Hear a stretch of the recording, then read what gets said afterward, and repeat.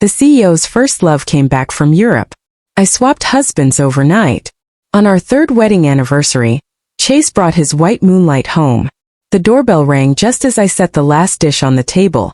Sweet and sour ribs, the only homestyle cooking he'd ever said he liked. Chase stood in the doorway, his expression stiff. Behind him was a woman in a white dress, her long black hair straight and glossy, leaning against his arm like a fragile vine. Lily, the scarlet mole over his heart, the glaring white moonlight on the wall. He cleared his throat, his voice dry. Lily just flew in from Europe and has nowhere to stay. She'll use the guest room for now. Lily lifted her gaze timidly, lashes trembling like startled butterflies. Sloane, sorry to intrude. I'll be gone in a few days. I looked at her, then at Chase. He avoided my eyes, his right hand instinctively settling on Lily's waist. A light touch, but I caught it. For 3 years, the closest Chase ever came to me was once a month at the family dinner his parents required. He held my hand like it was a piece of cold wood. Now his fingers rested on another woman's waist through thin fabric. I nodded. Fine. I turned into the kitchen and dumped the fresh sweet and sour ribs into the trash. The glossy sauce coating the ribs slid into the black bag without a sound. That night, I slept in the master bedroom. Chase's hesitant footsteps outside the guest room were sharp in the hush, probably wondering whether to go in. Finally, he stopped at my door. He tried the handle. Locked. I always lock the door before bed. Sleeping alone feels safer. A few seconds of silence outside. Sloane. His voice was low. Testing. I didn't answer. I pretended to be asleep. He lingered, then moved off toward the study. I opened my eyes and stared at the ornate crystal chandelier on the ceiling. A wedding gift from Chase's mother, imported from Italy, rumored to cost as much as a condo. The light was blinding. I fished out my phone and tapped the starred contact. The tag still read, Hubby Chase. The chat history ended yesterday. His mom had asked how we'd celebrate the anniversary. I said I'd cook at home. Chase had replied, K. My finger hovered. Then I deleted the contact. One less name. My heart felt hollow for a second, then oddly light. The next morning I packed quietly. One 28-inch suitcase held everything I needed. I don't own many clothes, most of them Morgan, except for a few pieces I wear daily. The jewelry stayed put. The 10-carat solitaire, the sapphire necklace, the emerald bracelet, all gifts from Chase remained. Heavy stones tire the body. Finally, I pulled open the bottom drawer of the walk-in closet. Over a dozen bags lay in neat rows. Birkins, Chanel's, exotic skins, all welcome gifts from Chase's mother. The old woman thought designer leather could purchase a docile daughter-in-law. I tucked 3 of the most practical ones into the suitcase. The rest, along with the jewels, stayed on the empty vanity, a silent goodbye. Dragging the case downstairs, I found Chase and Lily eating breakfast in the dining room. Sunlight poured through the plate glass, gilding them like a post painting. Handsome man, delicate woman, a perfect match. Lily spooned bird nest soup, taking tiny sips. Chase sliced his omelette and slid it toward her. Eat more. You're too thin. Tenderness I'd never heard from him. Lily blushed. Chase, you're so sweet. Like a loving young couple. My appearance as the legal wife felt jarring. Seeing me in the suitcase, Chase frowned. Sloane, what are you doing? I kept wheeling the case toward the door. Moving out. He rose, voice dropping. Don't, Morgan. Lily's only here a few days. Lily set her spoon down, panicked. Sloane, is it because of me? I'll leave right now. She started to stand. Chase pressed her back. Sit. This isn't your fault. He stepped in front of me, blocking the way. His tall frame felt oppressive. Sloane, enough. You're my wife. Moving out is absurd. I looked up at him, expressionless. You brought her home, Chase. You should have seen this coming. His face tightened, annoyance flickering in his eyes. Let's talk. There's nothing to talk about. I sidestepped and reached for the door. Morning wind swept in, fragrant with garden roses. Chase seized my wrist, grip strong. Sloane, he warned. Must you humiliate everyone? I glanced at the long fingers clamped around my wrist. 3 years of marriage, and this was the first time he'd touched me voluntarily to stop me for another woman. Let go, I said. No, you're not leaving this house today. His tone carried absolute control. I smiled thinly. With my free hand I tapped my phone. Seconds later his rang. Instinctively he checked the screen. I yanked my wrist free and pulled the case outside. He stared at the Venmo transfer frozen on his phone. I'd sent him 1 million USD, exactly the bride price his family had given mine. Not a cent more, not a cent less. The note read, Emery Alex. Divorce papers will arrive by courier. As I crossed the threshold of the Sterling Estate's carved doors, the sun felt too bright. I shielded my eyes behind me. Chase bellowed, Sloan, have you lost your mind? Get back here. I didn't turn around. The wheels of my suitcase clacked over flagstones, crushing a few fallen rose petals. My phone buzzed. Zoe. Sloan, emergency. Rosemary Lounge tonight. My brother rounded up serious eye candy. Come rescue me from single doom. I paused, thumbs hovering. I replied, I can liquidate Taylor, followed by a shocked emoji. Girl, who are you? You used to run when I mentioned men. I sent a smiley.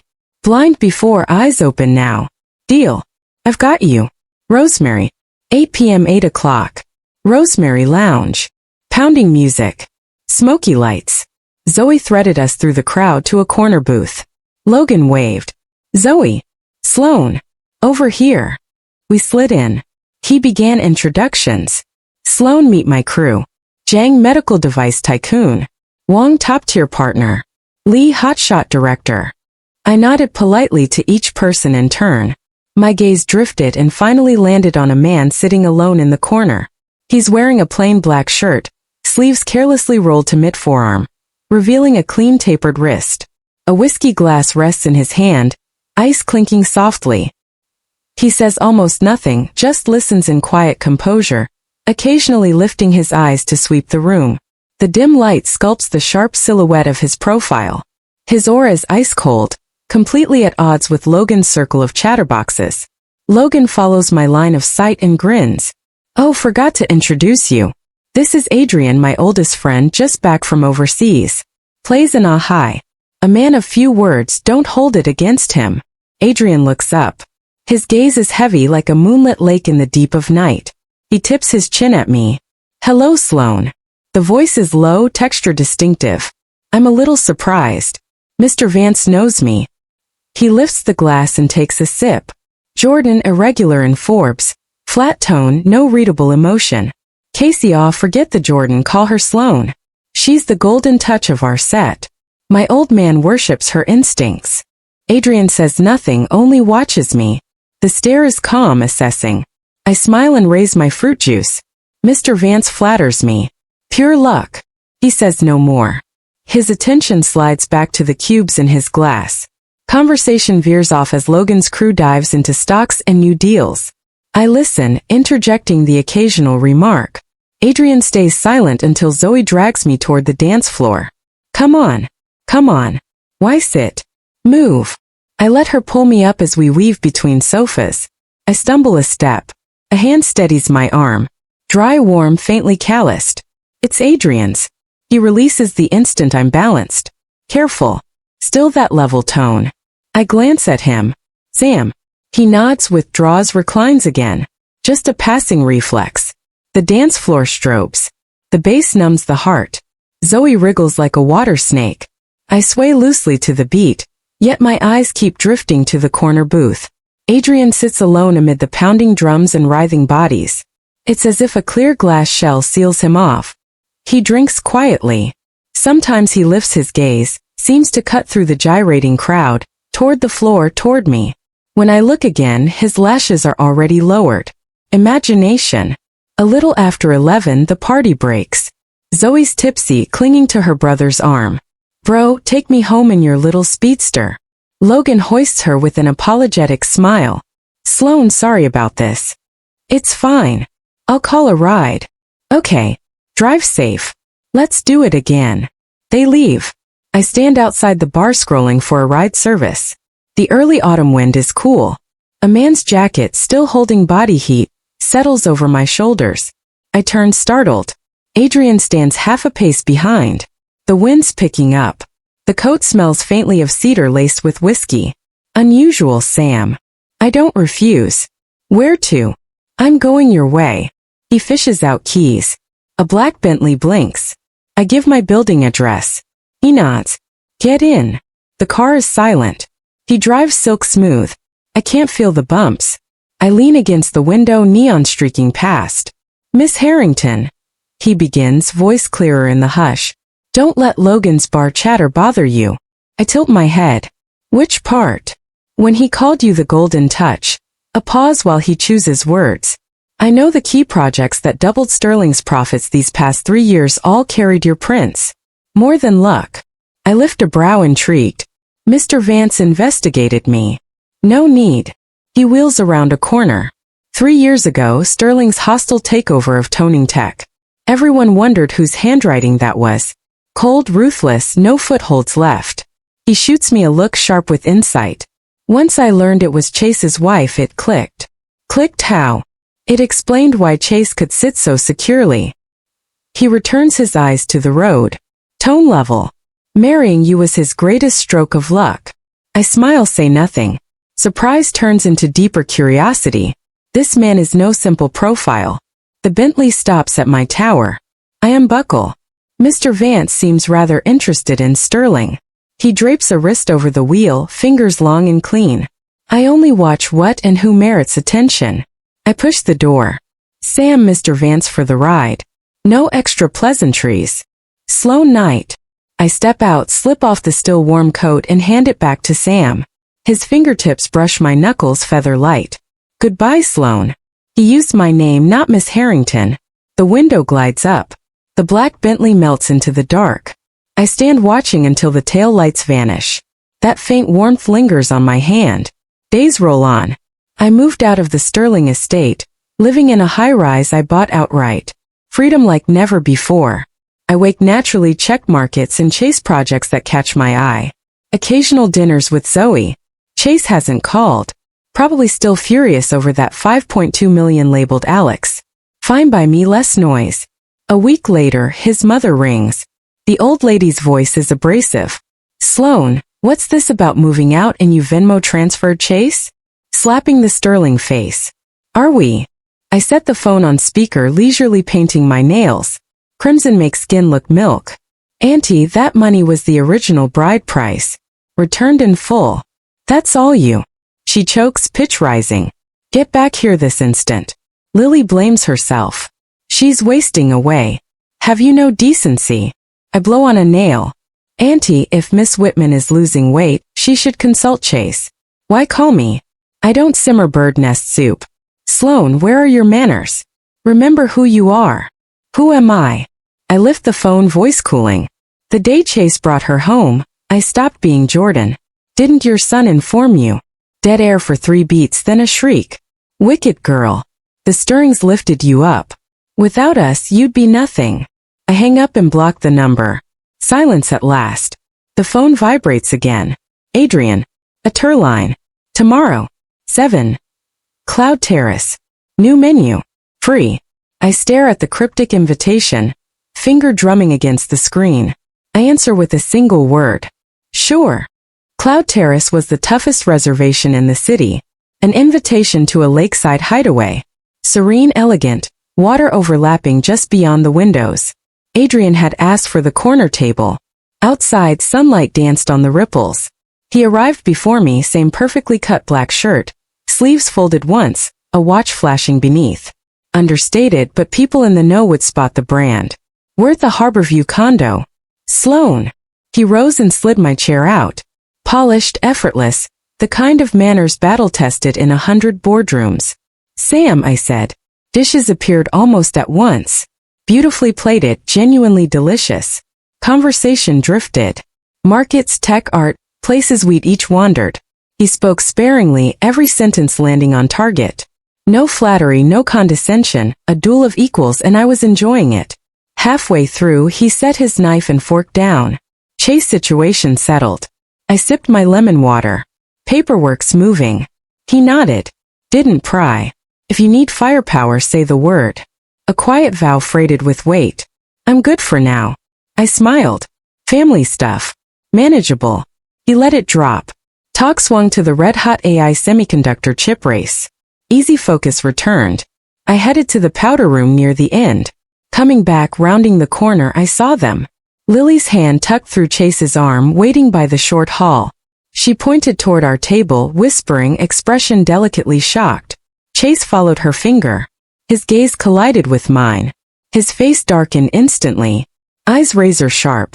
First nailing me, then slicing over Adrienne's back.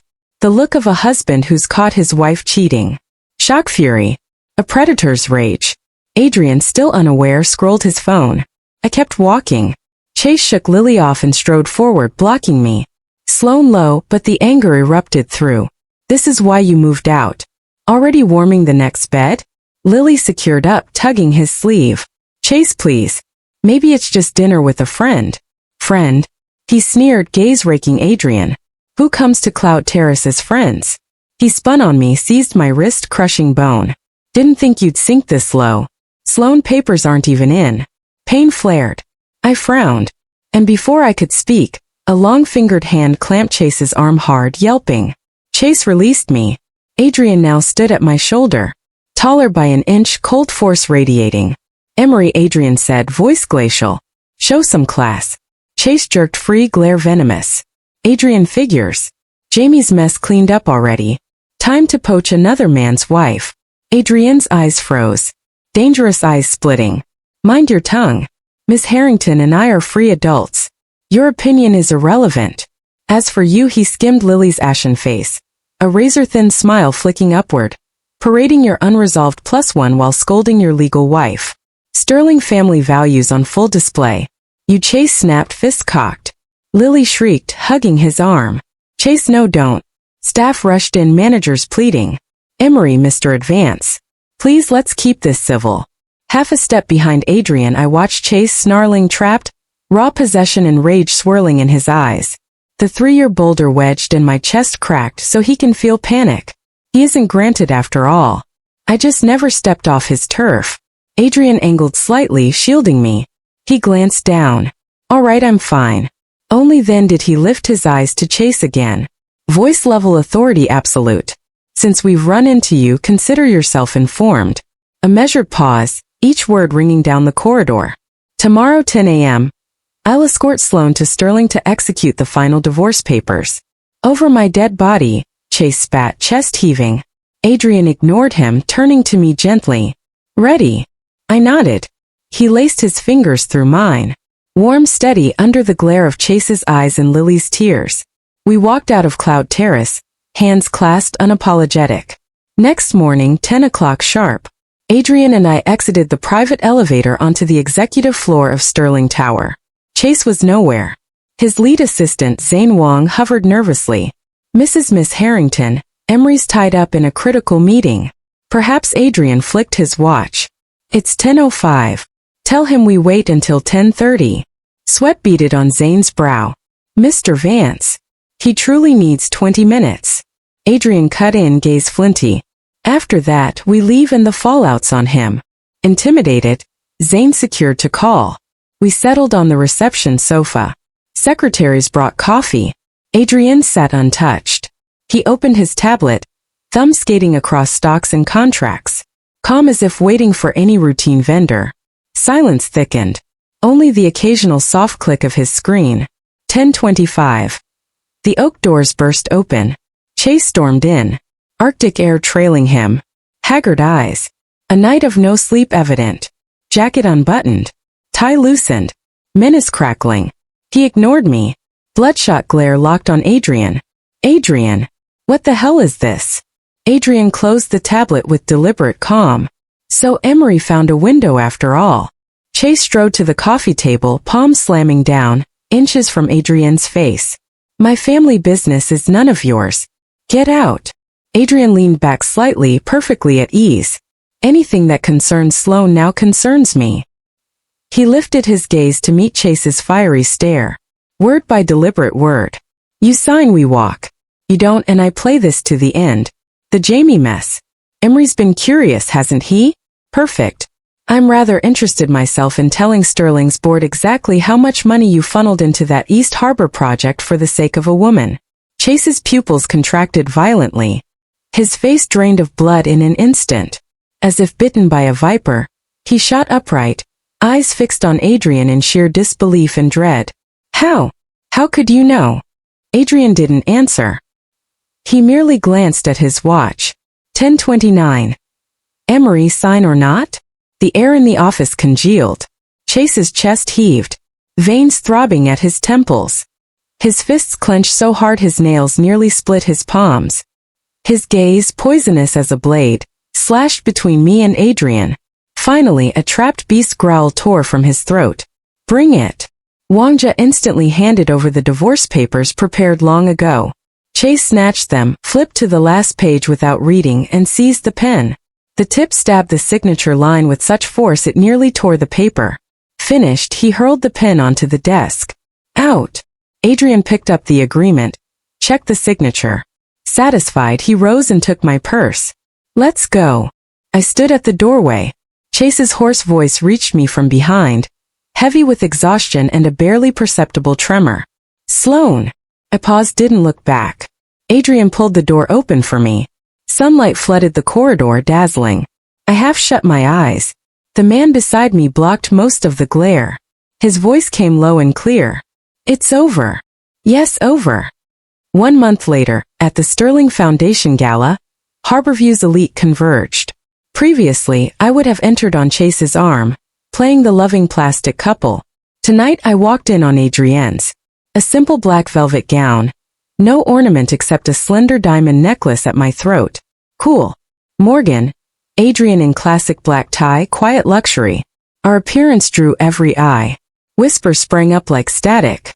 Isn't that Sloan with Adrian? They say she really divorced Chase. Snagged the Vance heir already. Impressive. Chase must be humiliated. I ignored the stares, curious, delighted, pitying. Adrian bent close. Nervous, my fingers tightened on his sleeve. Not really. He brushed the back of my hand. I'm here. 3 words and the last ripple inside me stilled. Chase arrived with Lily. She wore a baby pink princess dress, striving for adorable. But amid the couture, she looked misplaced. She clung to his arm. Chase's complexion was storm cloud dark. Eyes locked on me as though to scorch flesh. Adrian steered me through greetings with effortless poise. Logan sauntered over, champagne in hand, waggling brows. Look at you two, blinding the single folks. Adrian flicked him a glance. Logan raised both hands. Message received. Congrats. The auction began. Items, jewels, art donated by patrons. Paddles rose. Energy climbing. When an imperial jade bangle came up, bidding turned white hot. 3 million. 3.2. Chase lifted his paddle. Voice Arctic. 5. Gasps rippled. Market value 2, maybe 3. Pure spite. Lily glowed shy and thrilled.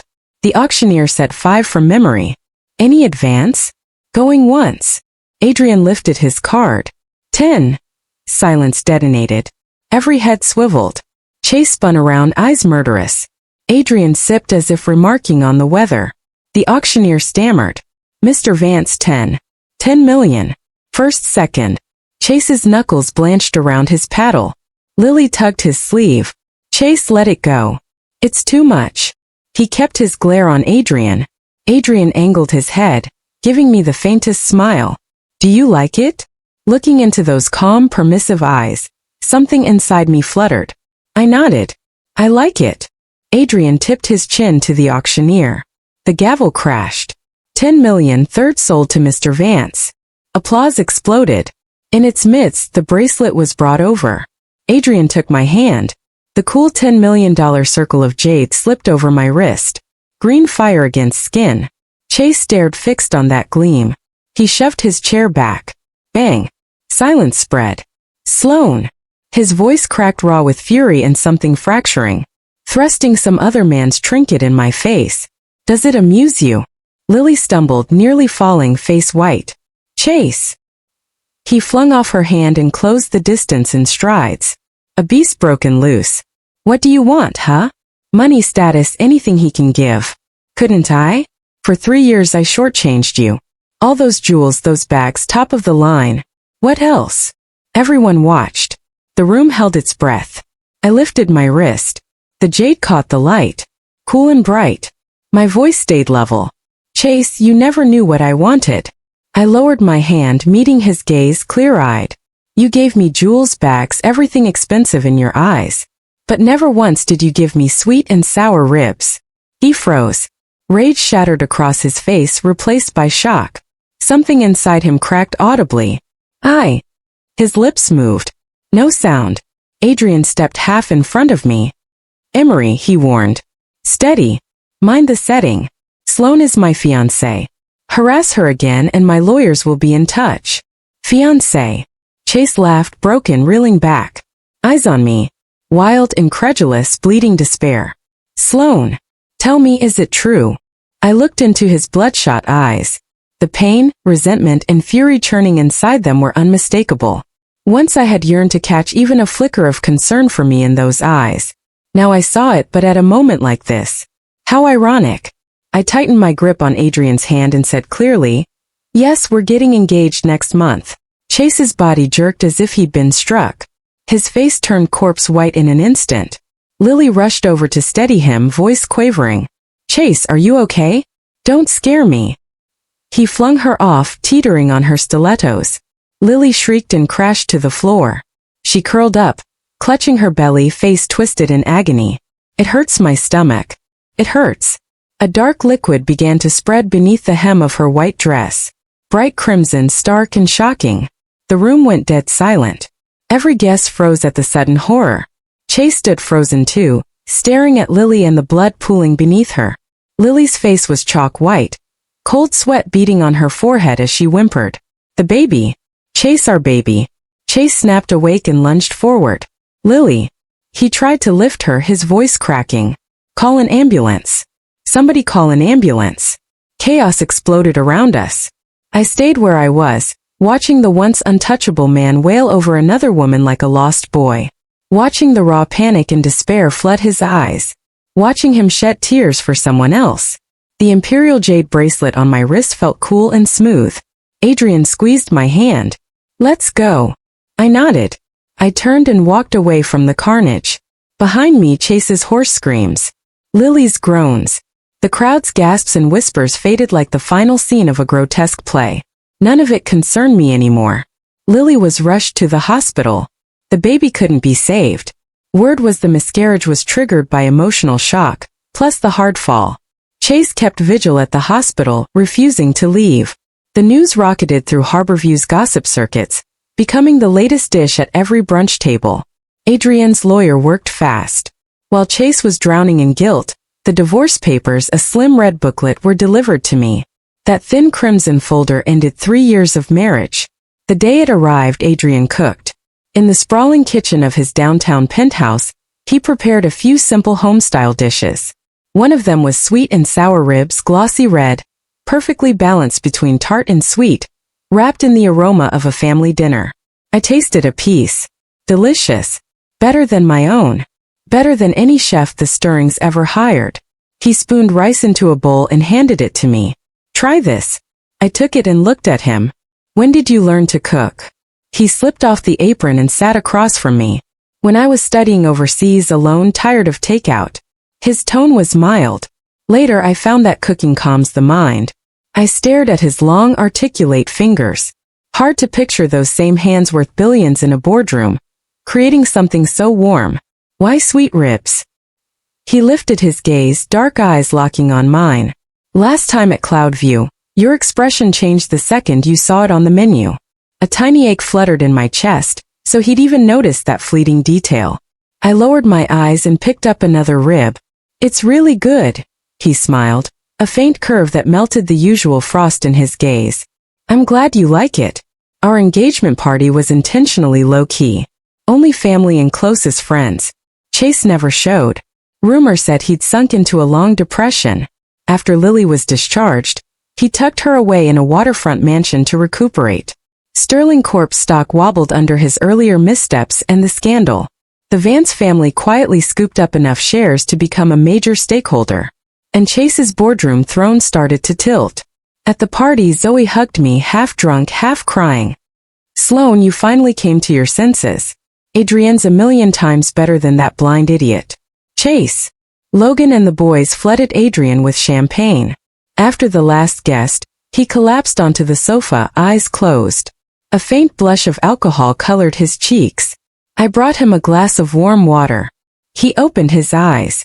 The usual sharp depth was misted over. He took the glass but didn't drink. Instead he caught my wrist, fingering the jade bracelet. "Sloane," he rasped. Did I ever tell you?"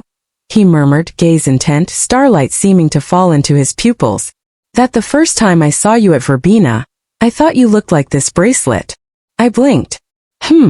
He chuckled softly, sliding his fingers down to interlace with mine. Cold on the outside, impossible to approach. He paused, the callous pat of his thumb brushing my knuckles, but inside there's warm light. Outside, the city shimmered like a galaxy. His palm was burning. Warmth traveled from our joined hands straight to my heart. 3 years later, I rocked our 1-year-old daughter in the garden, basking in the sun. The little imp babbled and stretched her chubby hand toward a blooming pink rose. Adrienne stepped out of the house, white shirt, khakis, sleeves casually rolled, a baby bottle in hand. He crouched beside us. "Dodo, time for milk." The minute she spotted the bottle, she squealed and reached up.